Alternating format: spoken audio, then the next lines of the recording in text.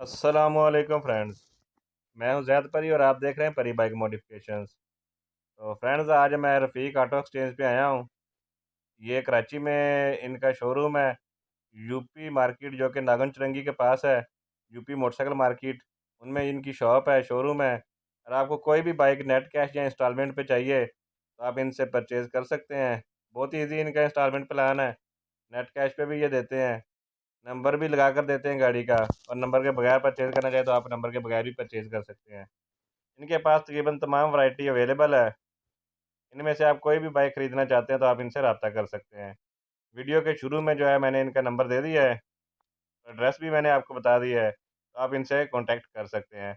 अगर आप मेरे चैनल का रेफ़रेंस देंगे तो उम्मीद है कि आपको कुछ डिस्काउंट भी करेंगे।